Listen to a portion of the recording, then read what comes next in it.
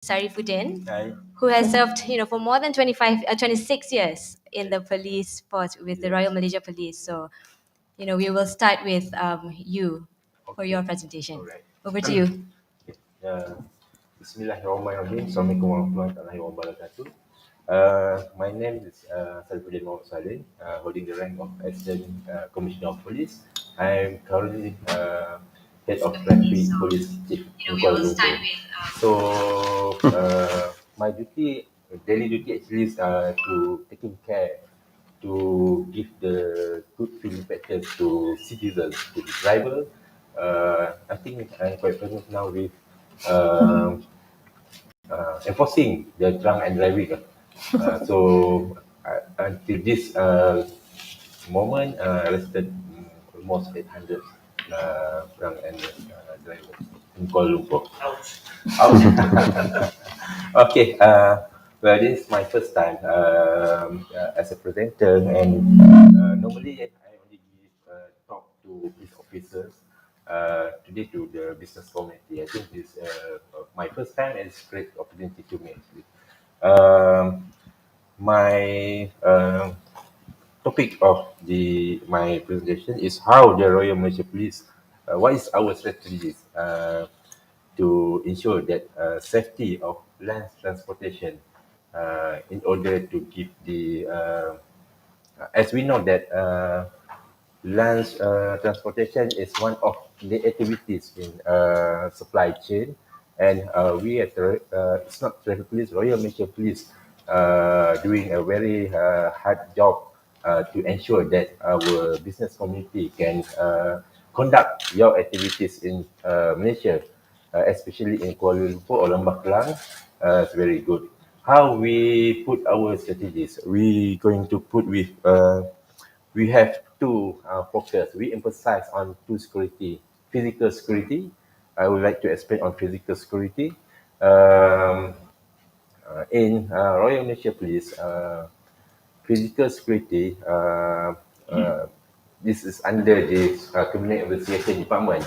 I used to work under this CID department before, and then I get involved with some cargo theft. Direct experience for me. I can share and explain to you if you have any question after this. What happened? The scenario in Malaysia, there was from 2005 till 2015, the cargo hijacking is very rampant, and it's happened in North-South Highway, and it cost a lot. I think that million of losses to the transport operator, to the company, to the foreign company that invested here in Malaysia. So the Royal Malaysia Police through CID department, we put a special team, which is involved that procurement of intelligence, how we want to get everyone his information to prepare the syndicate. We form the special team on investigation. We want to have the legal advantage when we go to the court. We also put a very good cooperation with operator of the highway in order to assist us in investigation and to give us information. And we put also awareness to the cargo operator and to the company, and we suggest and give a suggestion to hire private security to accompany your company. Besides that, Royal Malaysia Police also consult the company to put a GPS device in your cargo while you are traveling. So normally that during that time, 2005 to 2020, the modus operandi but used by the criminals, they have the insider information. What is the good is, how the good is transported from one point to another point. Where I think the opportunity, the crime, you need the opportunity. So when the opportunity to strike, so normally the strike at the secluded area or when you park at the R&R. So that was the modus operandi after the strike and get your cargo or container, they bring to secluded and put in a store and day after it may be already in foreign countries. That's how well the syndicates work during that time. After we, Royal Malaysia Police, developed some intelligence, we managed to identify who's the players, who's the actors, who's behind this syndicate actually.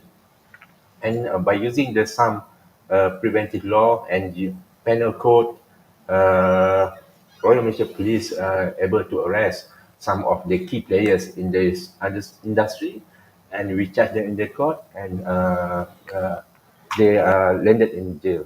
Some of them until today lah.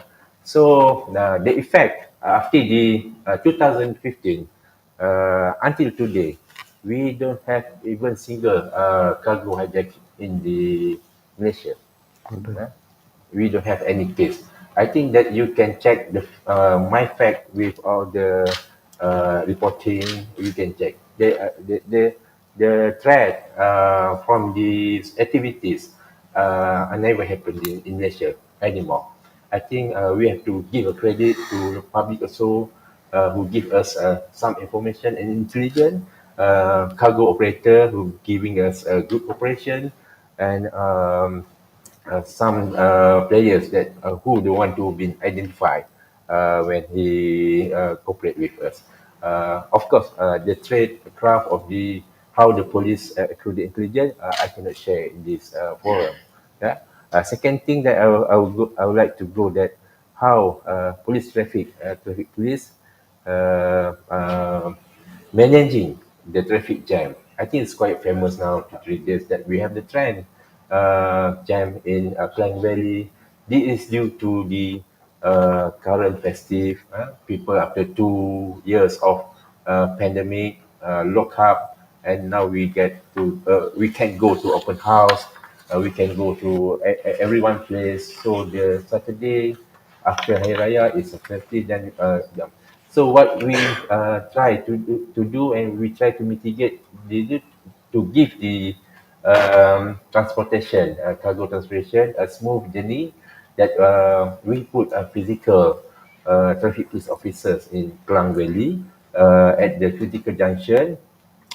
We also monitor the movement of the vehicle. We cooperate with KL City Hall. They have about 3,000 CCTV that monitor our movement in Kuala Lumpur, basically. 24 hours, and said that we have to go. We are bound to see the border of Klang Valley. So that's what we are doing now. We know that maybe our efforts is not enough to ease the congestion in Kuala Lumpur, but then it's still continuing. But we are looking for any new technology, new ways how to reduce the traffic jam in Kuala Lumpur in order to facilitate the movement of goods in Kuala Lumpur.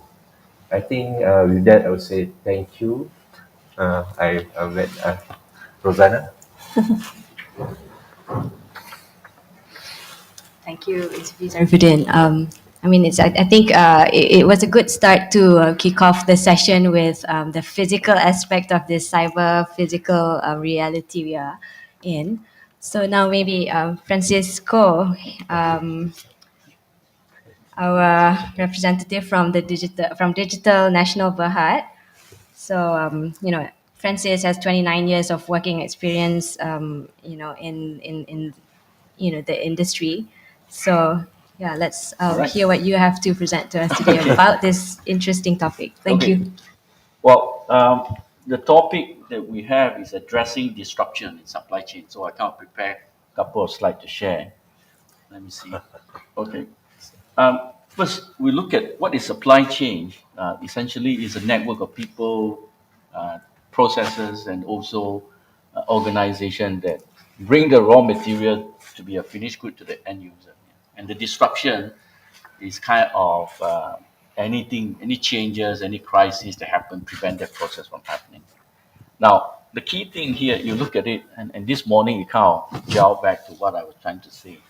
Well, we look at this entire supply chain, especially we experienced it during the COVID. Yeah, suddenly traffic stop. I never seen no aeroplane in the sky, and train is stopped, and you see the disruption in the supply chain in terms of goods movement. And in all these supply chains, what you see commonly is people. So today I'm trying to highlight from the people perspective, and I'll highlight where are the weakest link and how we address it with one of the case studies. Yeah. Now, if you look at this, people is the weakest link that we have in the whole spectrum. And statistics shown 95% of the cyber attack is because of the human error. And human error from couple of perspective. One is they are ignorant. They didn't realize that is a risk. Some are other places are coming from, say, become an insider threat. They knew about it, but they choose to do it. Yeah. So one of the example that recently published is the use of a virtual private network and securely connect into your offices for any critical services. The hacker even get lazy. They don't even want to hack you. They just pay you so that somebody will give them the credential and hack into your environment. So this is one example of that. So is it okay? Can we move the slide? Yeah. Could you help me to move the slide? Yep. So that is where we look at it. Now, what can we do with this risk then? Yeah. So one of the way to address it, and the most common way to address it, is typically we call it a human firewall. Turn your employee, your supplier, the people that you deal with as your first line of defense, because they are the one who deal with you day in, day out. Train them, educate them, and then test them out and learn from where are the loopholes, and then continue that cycle continuously. And this is I call this a low hanging fruit.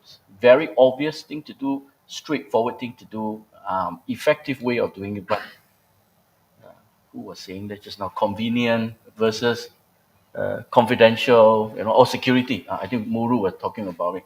Convenient versus security.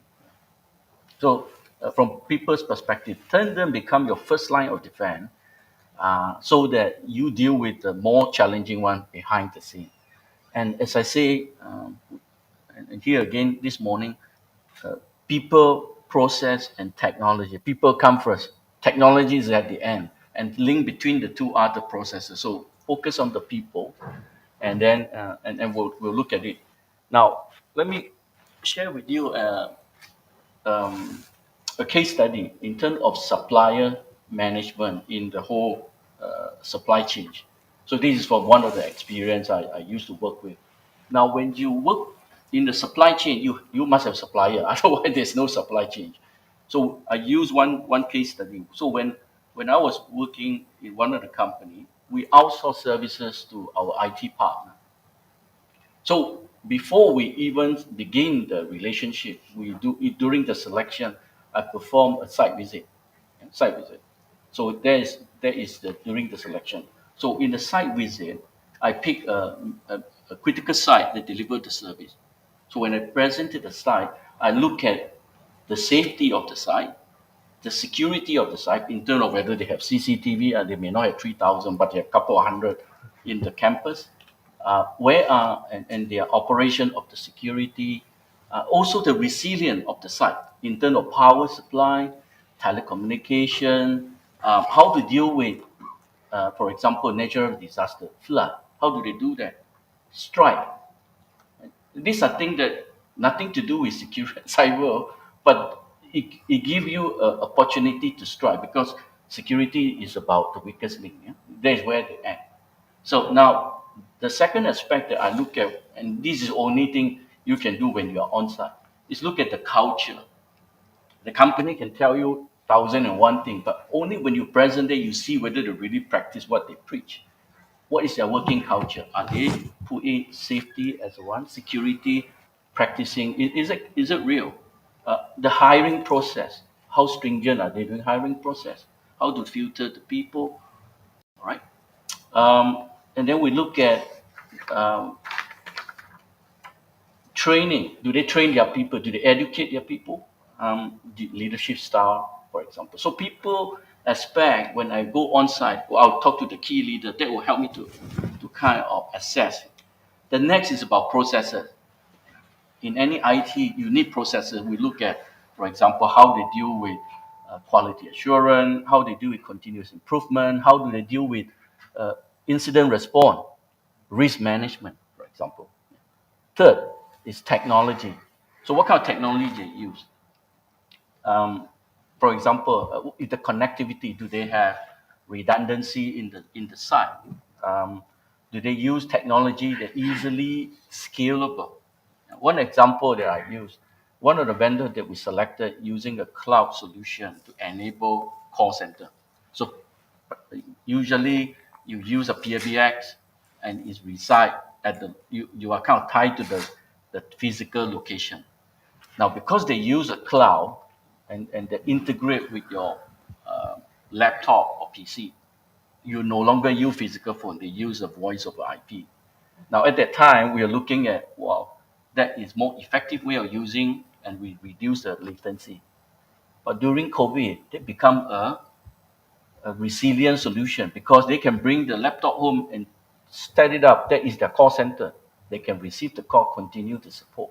So that kind of solution we're looking at it. I mean, also we evaluate, for example, how stringent are they in terms of their security posture for their own infrastructure so that they can support us.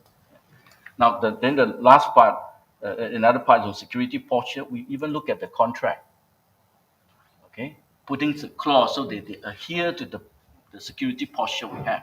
Because we may not have similar, but if they support us, for the staff that they support, they have to adhere with our security standard. Now, one of it you may not think is important is number of subcontractors that are able to do that. Because every time they subcon to anybody, there is a weakest link. You have to go through the validation cycle again, make sure that they adhere to the same principle. Information protection. One of the vendors that we select, they don't even allow the staff to bring in their mobile phone into the delivery center that support us. Why? Because they can call, they can take picture, they can send out WhatsApp. So they keep it in the locker. Removable media is not allowed to bring into the support center as well. They have a machine like those in the airport and they'll do a detection. They'll scan you. Okay. So that is what we are talking about. Access control. Who can access to what? You need to agree beforehand. How do we collaborate and share information? What kind of information would we share? Who would do that? That is also a part of this what they call the weakest link. And the attestation. Basically, we're talking about once you have access to us, because when we outsource to them, they need to access to our system. Who have access? How long they can access? Are they still required having the access as we prolong? And last one is about the BCP. So site itself, we look at it. If something happened, how are you going to support? So for example, in India, they have it in Bangalore, and we also set up one in Delhi. And true enough, during that process, we have some incident, and we have to invoke the BCP over to Delhi to support that. And we're using Manila uh, as a contingency. So Manila was having a flood, and we route the call dynamically from to the cloud solution to India. Same when India have strike, we can route the call to Manila. When US side having a snowstorm, we route the call to Manila as well. So all this is looking at the whole supply chain, how we maximize and and reduce the risk that we have. Not from and when we look at it, we're looking at from cyber, but also from physical as well. And in this whole element is about people. So we do the screening and then we onboard them and we continues monitoring them. So every year I will do a site visit to make sure that they continue to do what they have. Otherwise, it's not just a window dressing. And then when we offboard that, we have to figure out how are we going to make sure confidential information share has been account removed, so that we continue keeping the company safe. So there's the case study that I would like to share. Happy to take questions.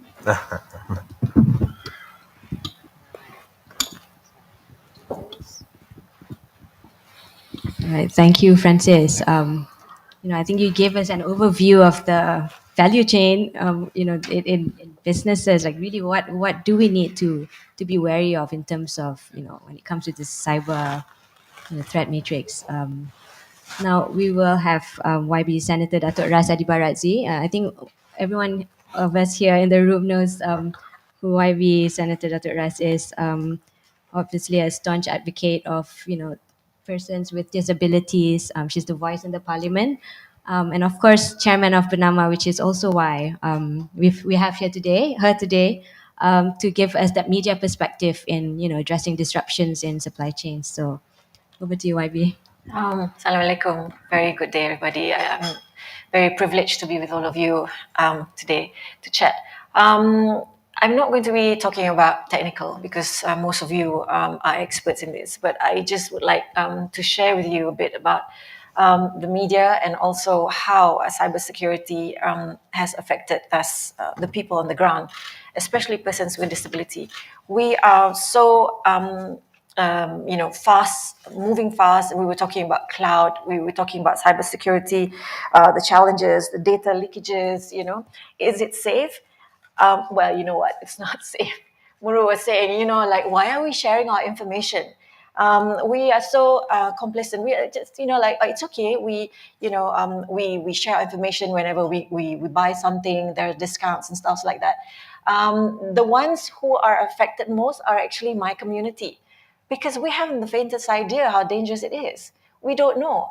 Of course, people in the rural areas, they read, but they still don't know what's going on. So I feel that it is our responsibility, quite honestly, to disseminate the correct information to the people on the ground, especially so persons with disabilities, because we are so prone to so many things without realizing that our safety is at stake. When you talk about, say, for example, just now I was just taking notes.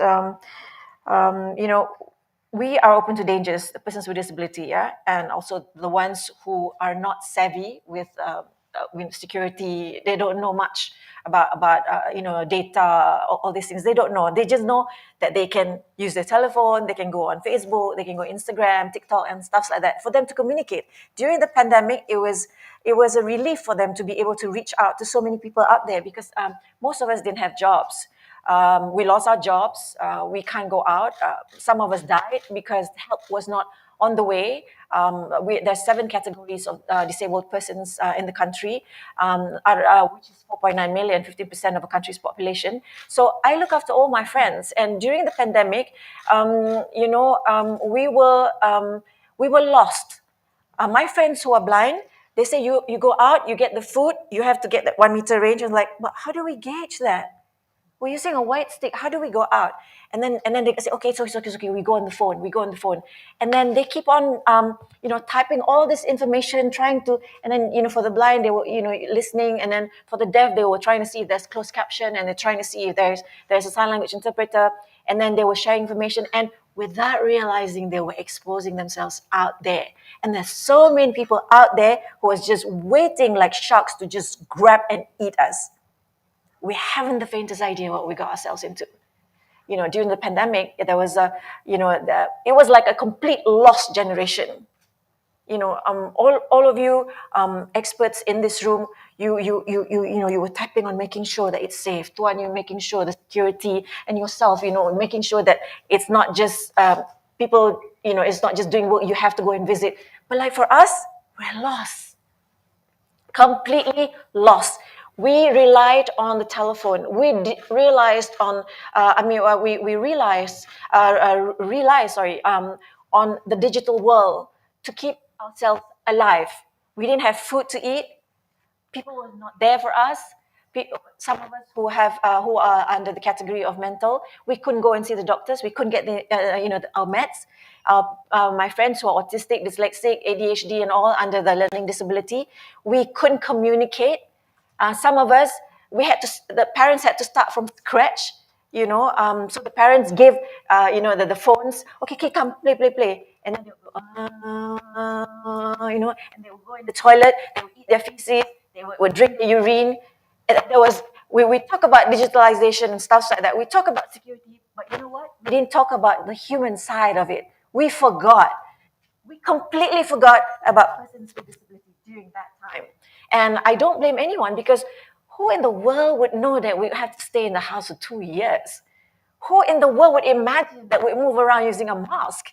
And we used to say, oh gosh, the doctors and nurses, they have to use masks and everything. And then we were doing that for 2 years, But the point of the matter, what I'm trying to say is, we can talk about security. We can talk about, making sure that we advise people. But we have to make sure that the information goes down to the people on the ground. When the pandemic hit the whole country, a lot of information came out in posters. And my friends who have learning disabilities, they look at the poster and they go like, what are they trying to say? There was just too much information. We did not have that communication. We were stuck. Everybody made videos. The videos did not have sign language interpreters. The videos did not have narration for my blind friends, so they don't know what we were trying to say. The government and all the respective agencies were, giving people information, disseminating information, but it didn't come across to us. So heck, we talk about security, we talk about this, we talk about that, but we forgot the people on the ground. So I always remind people, I said, you guys are wizards in this, you guys are wizards in this, but you guys need to stop and breathe and realize that you have forgotten a whole generation in that 2 years. I think my mic is on and off. I think it's being in theater helps because you can throw your voice, but I think the battery is probably off. I think, maybe it's just me, I don't know. So what I'm trying to say is, ladies and gentlemen, it is wonderful for us to keep ourselves on our toes. We talk about making sure that the security is looked into, protecting ourselves. But we are not going down to the people who needs it most. We are open to this. Muro was talking about this and that. Why are we sharing our information?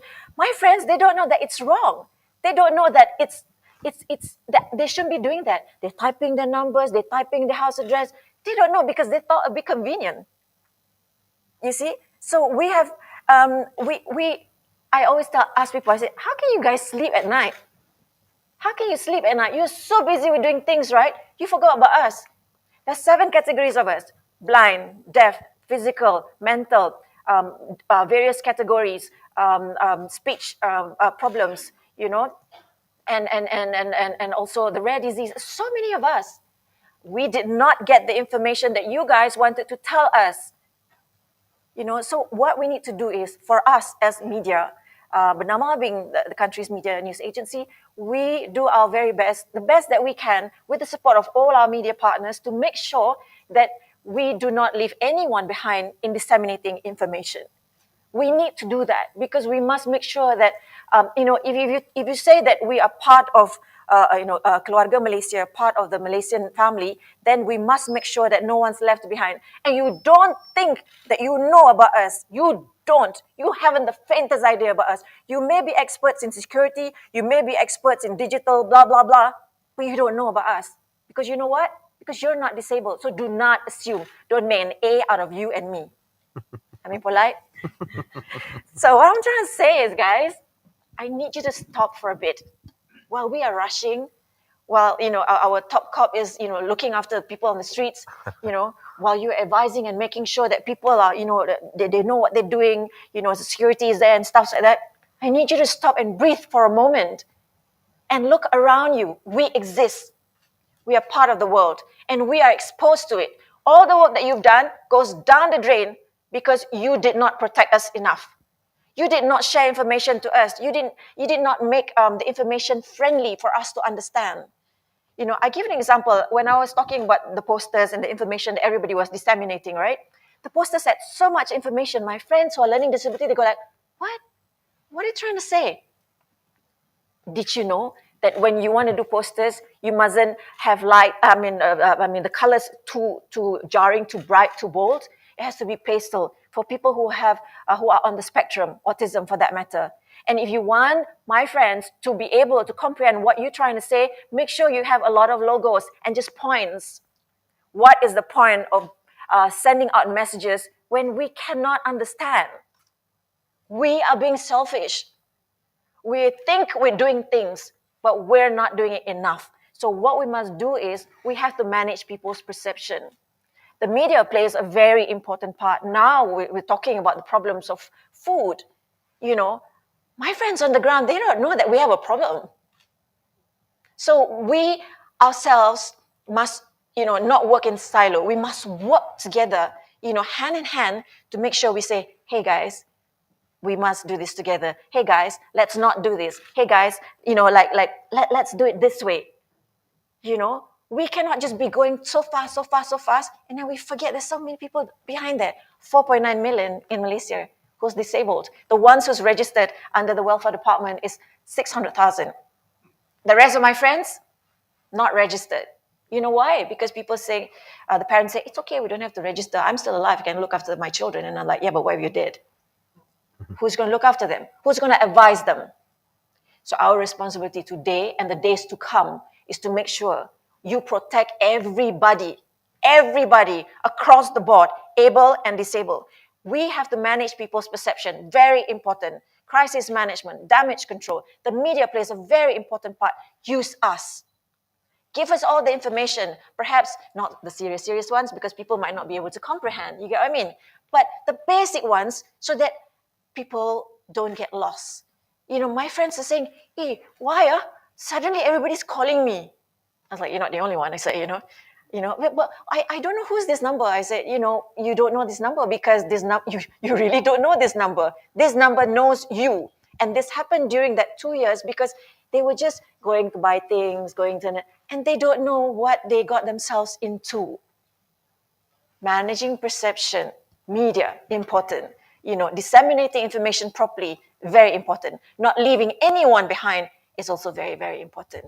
So today I ask and beg of all of you, with all your expertise that you have within ourselves, within you, please, let's not forget the small group of persons with disability and also the elderlies who are lost. Not everybody is tech savvy. Not everybody knows how to protect themselves and what to do and what not to do. Going down to the ground to give people information, to give them tips, to advise them, that is very important. Let's not just sit in our offices and just type. No, you need to go down because that touch, that human touch, even in this digitalized world, is very, very important.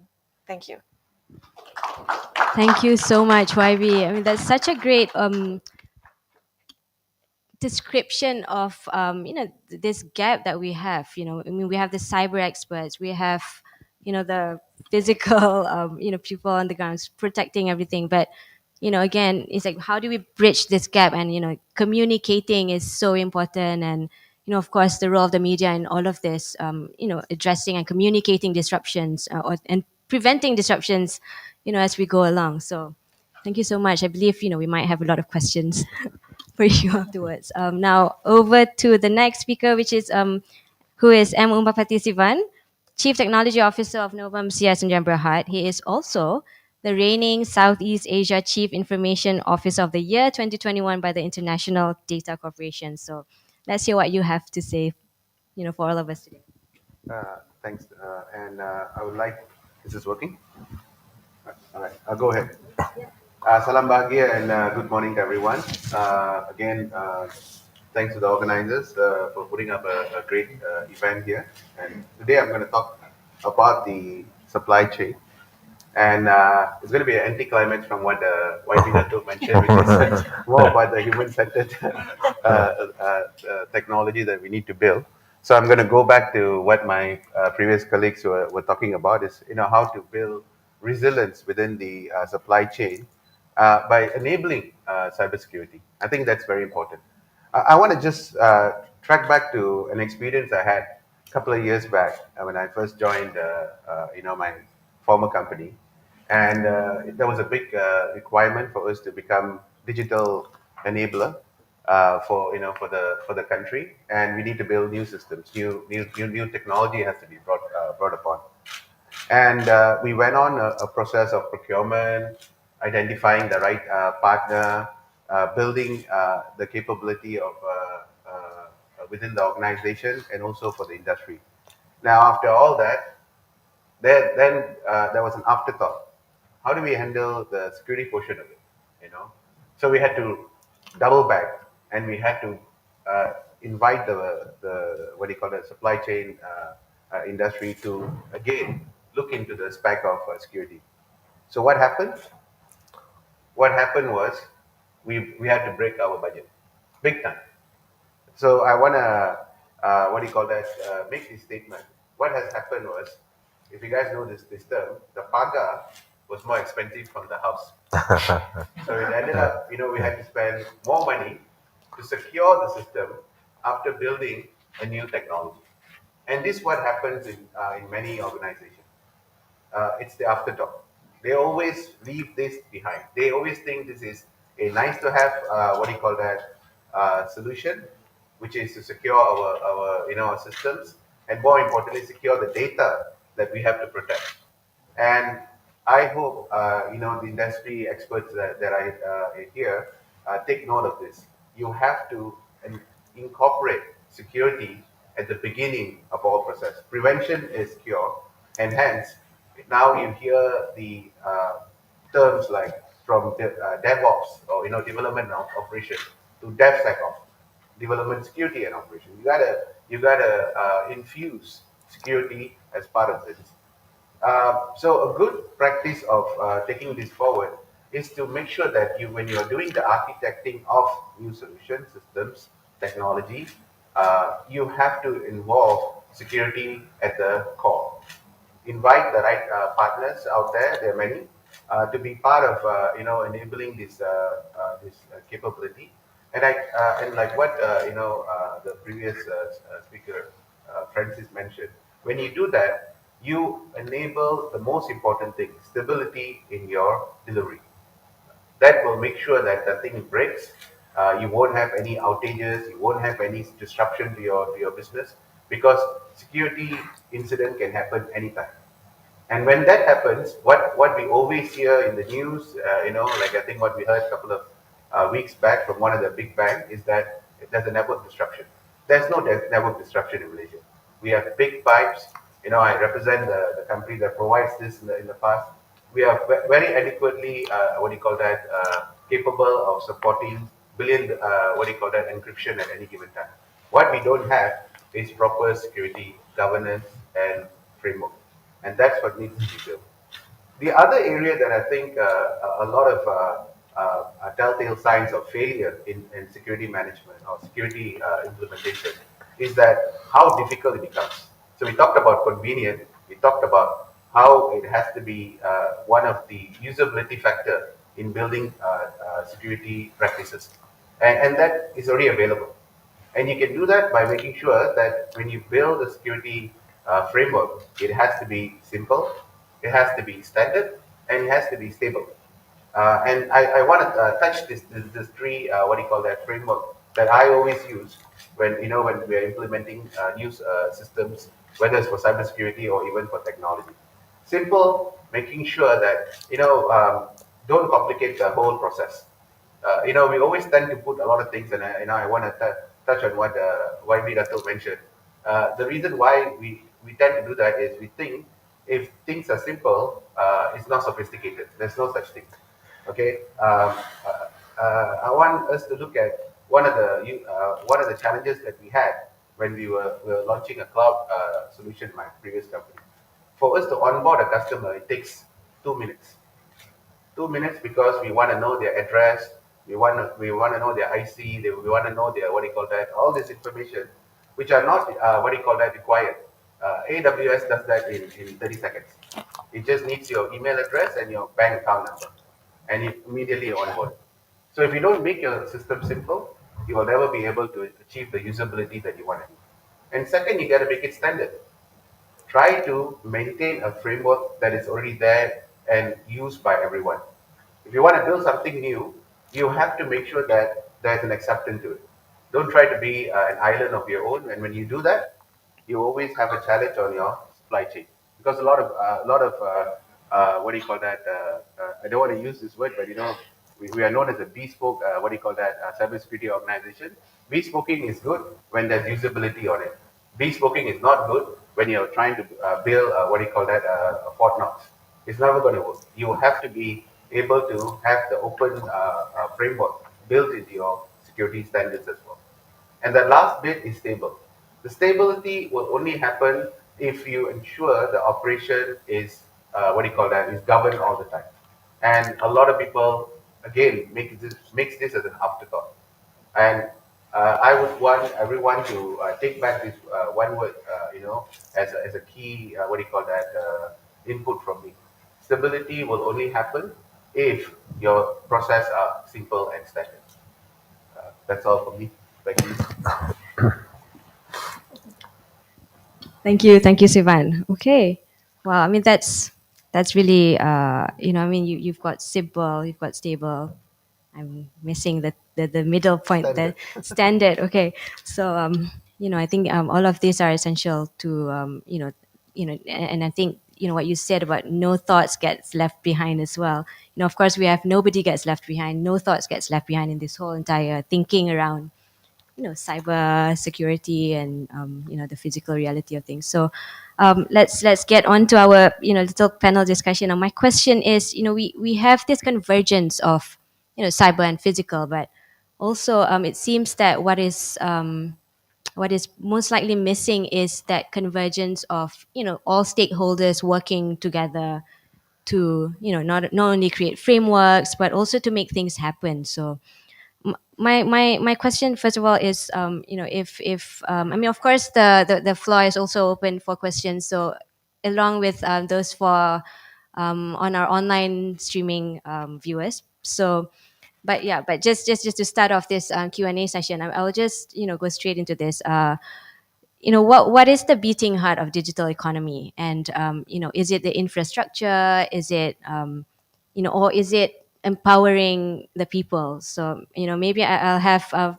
Francis and Sivan to maybe comment about this on the industry perspective, and then if Tuan ACP can maybe give some thoughts about it on on your end as well as YB.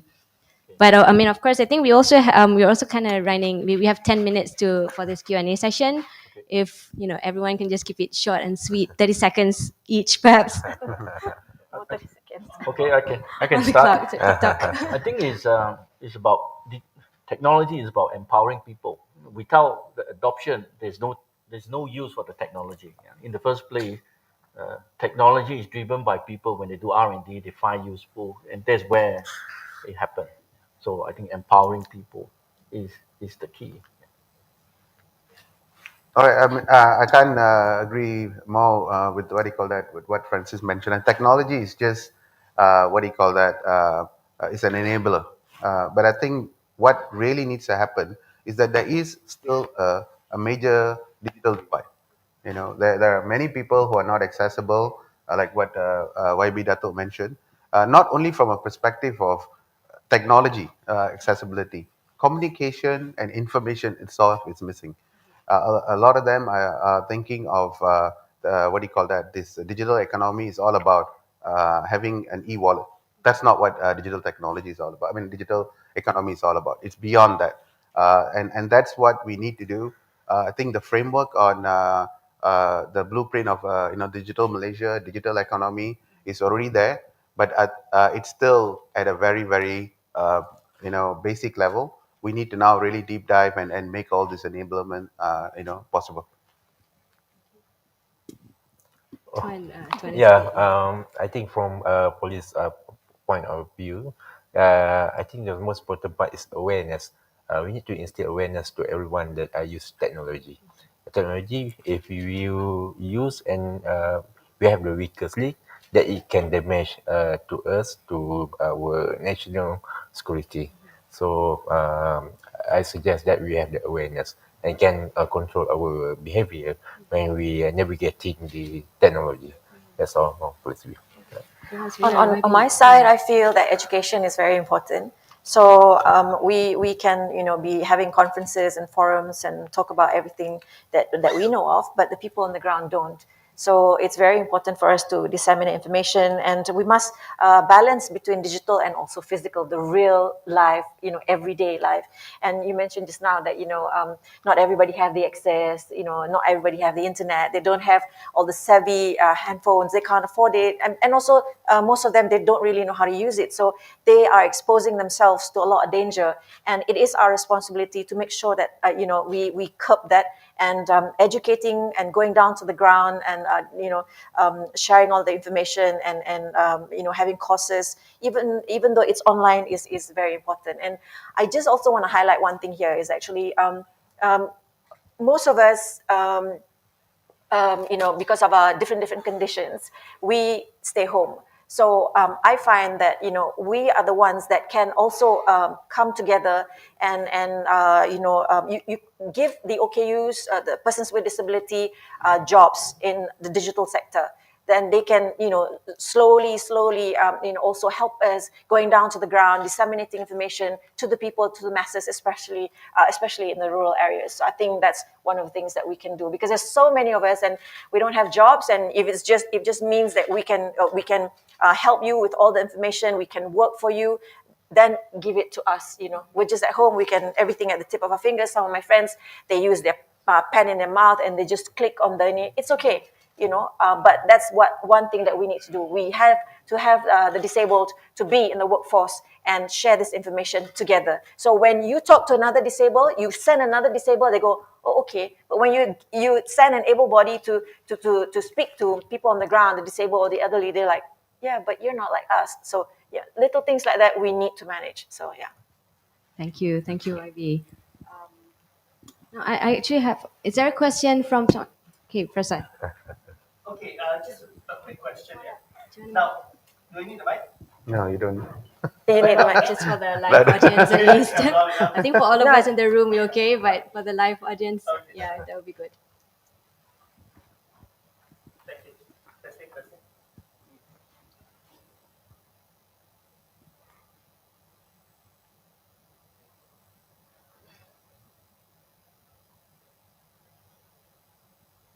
Testing. Okay, just a quick question. Now, we've all heard of the rise in NFTs.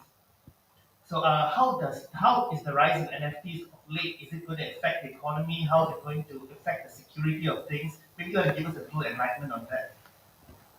Are you directing your question to any particular speaker, or would you? Everyone, actually, members involved in the NFTs that are going to be happening as well. Maybe a quick comment from each one, if that's possible. Okay, my take on this is it's going to be an integral part of the future economy. I think for now we need to build the right framework to support the the digital economy around it. It's already big in countries like Singapore. I've got a nephew of mine who have now just got his own NFT, and he has bought he has built a blockchain around it, and he's actually doing tradings and whatever not. So I think if we need to embrace the future, what do you call that, technology, and also the future of our children's, NFT is going to be a pivotal part of that. So what I would say is, as part of what my colleague Muru mentioned just now, we need to build the right sovereignty for this. We need to enable them. If not, then we're going to be left behind. Just like how we got left behind on many things in this country. We always are not an early adopter. The countries that have done this are now going to be building, just like how the blockchain and the digital currency was built. We need to build the same thing over here. Okay, NFT actually is accessible to persons with disability. I mean, it's easy for us. A lot of my friends who are painters and artists, they actually selling a lot of their material, and they don't have to be there. They can sell it all around the world, and some of them are selling hundreds and hundreds of thousands of their artwork, which they've never been able to do before. So it's actually bringing us close to the world, because we can't go out, So yeah, I think this is just the way to go. It's we just have to assist them and guide them so that they can do a lot more stuff.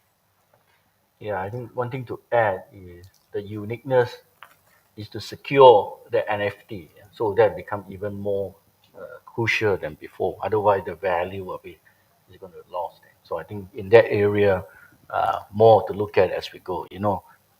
The hacker is always many steps ahead of us. True. Yep. Yeah, I just agree what Mr. Umpanga said, that we need the sovereignty of the only that. Yeah. Thank you so much. Thanks.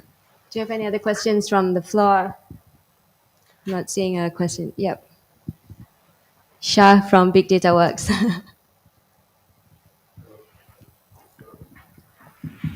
Hello, okay, right. Just want to touch what Mohd said this morning. To have a security culture, I think I think the media has played the role there, right? So that Malaysian, we are very difficult to read manuals, and thanks to IKEA now, people starting to read background, right? So I want to ask about what the senator.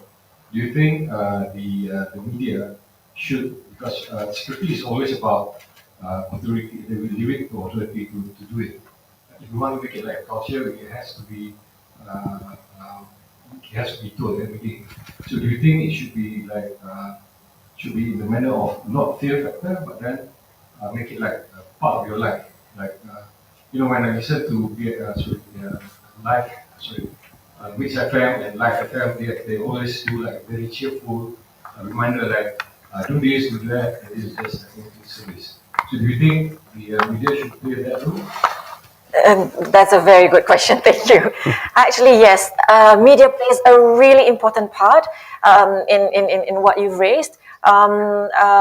It's feel good factor is good, but sometimes a bit of a fear factor, but reverse psychology needs to be there. So when you want to disseminate information and stuff like that, the media not necessarily have to go straight to the point. You can go in between the line because, being Asian, you have to be very, very careful what you say, because you don't want to offend anybody. People have a small heart. So media plays a very important role through all the different platforms, digital, print, wires, radio, social media. I feel personally now it's a really not an easy time for media houses, media agencies, television, radio, and stuff like that because the people on the ground are our reporters. So, and everything is in real time. It's instant. We're like, what? But for BERNAMA, what we do is we must make sure that this is the correct factual story. So yes, I agree with you. Media plays a very important part. Feel good is wonderful. People are driving, listening to the radio. They will listen. And actually, you do not realize the amount of information that you can disseminate when you are playing it on the radio. We're all like 80 guys and girls, we listen to the 80s music, right? So every time, you play 80s music, we're like, oh my God. But in actual fact, you can do the same thing if you want to send out information. Feel good information, a bit of a fear information, advisory information, and use the social media to the best that you can. Social media is a tad dangerous, I have to say right now. And everybody is reporting about everything under the sun. Like Muru said, you want to go there, you go in, you go there. It's like, duh. I mean, can you just like have a bit of privacy? But people like that. So what you need to do is you have to pick on their brain. You know what they like. You know what they like to hear. They like to see what colors. What are some of the things that makes them tick? And you do programs. You do talk shows. You do color stories. You go down to the ground. And like I said, if you want to give them the information, you need to make sure you think like them. You go down to the ground and you work around it. you work around it. And then you'll be surprised on what you can get out of it. Managing people's perception via the media is very important. Media plays a very big role. Of course, some of the things that we get, it's embargoed. So we have to wait. We have to wait, like Parliament and stuff like that, But somebody will say, okay, let's just try and come up with some things and kind of like to somewhat insinuate this is going to happen. Somebody's going to do it. So, even like the journalists will say, oh, I can't do that, it's embargo. And then somebody say, but you can't, but we can. So that is the other tricky bit, we have to make sure that we report the facts, but the people on the ground, they don't care. And when they don't care, that's dangerous because the wrong information goes out. So we have to pull back and say, okay, how are we going to handle this? The train has gone. How are we going to pull back and tell the train not to go on too fast? It's now 2022. This era, media, it's different. It's crazy. And I tell you, you won't want to be in my shoes. Yeah. I think it's also, you have to understand, how do you communicate in a crisis and how to find that sweet spot to, get that right message and across to everyone. And you can't go straight to the point. When you're going to give that information, some people are like, I don't want that, I don't like it, because people are not like before. They're smarter and they can do research. I mean, my son comes up to me and says, Mom, it's not that way. And I'm like, really? Mom, you're a mother, you should be knowing that. I'm like, okay. And he asked Dr. Google. They're faster. So we have to be on our toes all the time, and it's very tiring, I tell you. Yeah. Thank you, YB. Go answer your question. Any other questions from the floor? Okay, otherwise, I do have a question for Tuan ACP. YB mentioned social media and, that kind of communications. Now, how is it, for you in the police force, dealing with, the netizens? Well, basically, of security, in Royal Malaysia Police Force, we have the cybercrime unit that we have to deal with the report regarding the situation of social media, right? For example, that we must have the complainant and we must have the victim. So the law is under Computer Crime Act and Penal Code. If let's say that defamation, we go to section 500, investigate, and let's say in Computer Crime Act, section 3, 4, or 5, it is just encroach to your computer. If something to do with your privacy, they may go to we may investigate under section 509, I think, Penal Code. So we have a specialist in cybercrime unit under the wing of Commercial Crime Department, Bukit Aman. They are in good relationship with our cyber security team, and beside the cyber expertise we also have a physical man to do some surveillance. So the cyber expertise are working with our asset on the ground. So from that we can compare the information in the cybersecurity with the technology and with the physical. I give you a scenario. Let's say that someone is using the Wi-Fi at Starbucks and to hack or to do something bad to other parties. When we receive information, we compare the IP address we trace the IP address at the Starbucks. We'll go to the Starbucks and get the CCTV. From there, we can identify who's the person about, right? So from that, we use a physical person to do some surveillance, to do some detective works, and normally we're able to identify if it's in Malaysia. We manage to identify, get arrest, and prosecute. So that's how we work on in social media. I think what we do now, we try to create awareness to the everyone in Malaysia. Don't fall to the scammers. For example, right?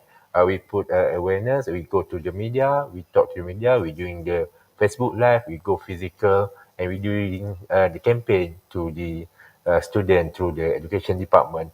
There is some of the effort that Royal Malaysia Police taking to create awareness to everyone here and to give the feeling safe, safety feeling to everyone in Malaysia. Thank you very much. No, sir. Yeah, Thank answering you. your question. Yes, thank you. I mean, I think it is about managing perceptions in Yeah. this day and age. Whether it's about cyber, whether it's about physical safety. I'm not sure if we have any more questions. Do we have enough time, or do we have to? Okay, so maybe just to wrap up, because we actually overran for 5 minutes. Maybe if we can get each one to just quickly tell us what are you expecting for the future. In your industries, in your areas of expertise, with regards to this cyber physical reality we're in, and how that can that's something useful for the business people, and place positioning Malaysia as the place to be, the place to invest in. Maybe we start with Tuan. Oh, me too. Okay. As I'm Royal Malaysia Police, I think it's not our pledge or something that we try to make security of the people here in Malaysia as the first place for the business community to to do your business in Malaysia. We support investment in future by doing the our job in security, and then we do some investigation and we will support any business, let's say FDI or something in Malaysia in the future.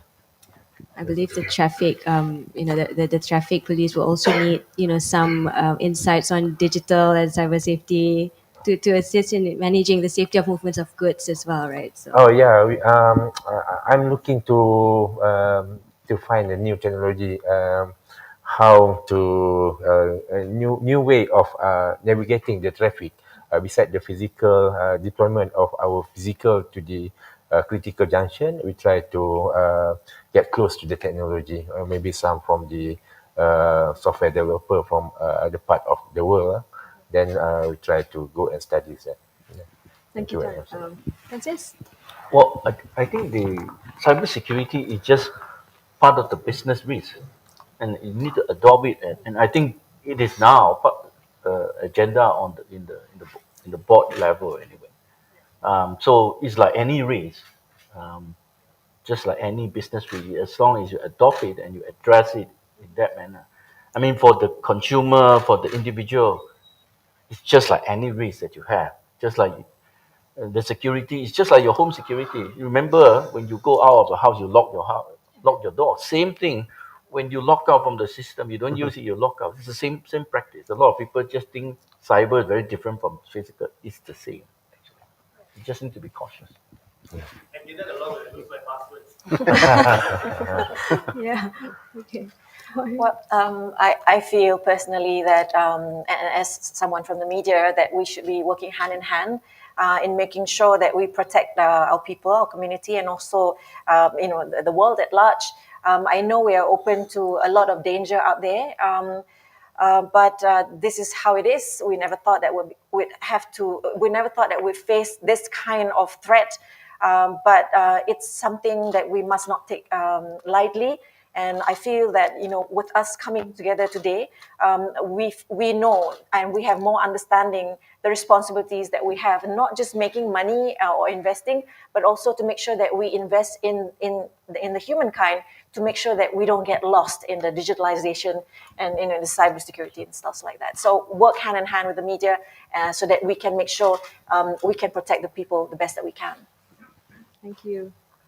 All right. I think for me, I think the future is bright, simply because the capability that we're going to see in this digitalization, cloudization, cyber world, and all these things that we talked about today are going to make life better and easier for everyone.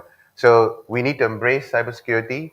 We need to double down on all the elements of cybersecurity. It has to be core and focal point, front and center in everything that we're going to do. I think we were talking about forgetting passwords, forgetting identity, and all those things. Don't worry about that. It will all be part of our life going forward, and we just need to embrace them. Thank you. Thank you, Sivan. Thank you, Tuanas ACP, Francis, YB, Datuk Raz, Adiba, and Sivan. And thank you. I think we have come to the end of this panel session. So thank you so much for listening in and for the questions. And thank you to the speakers for sharing your thoughts and insights. Sure. Thank you. Thank you, everyone. And thank you, Ruzanna.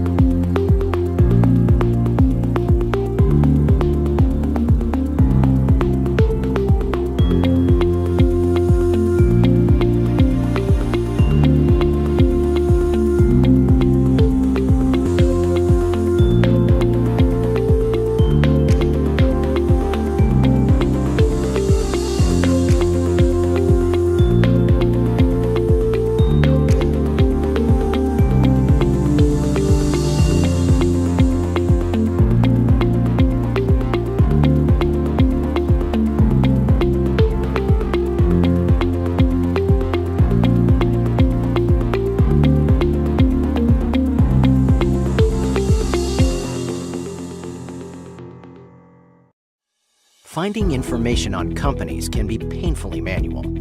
Discovering how they are connected to other entities and persons drags out the process even further. With Connections Plus, Scout Asia makes it possible for you to do both instantly, saving you and your team precious time. Here is a quick look at 4 of our features. Let's start at our search bar. You can look up any person or company, and if their record is found in the database you select, you can go on to generate one of our maps or reports. Let's try our first feature, the radial map. A radial map shows you past and present, direct and indirect connections related to one entity or person. If you need further insights into a company's board and all shareholders, just right-click to download an entity profile report. Any entities or persons in red tells you they've undergone regulatory investigation. To get more details, simply download a red list report. And finally, the interconnection map. If you'd like to unwrap connections between 2 or more specific entities, the interconnection map will show you past and present connections. To see more features, please reach out to us.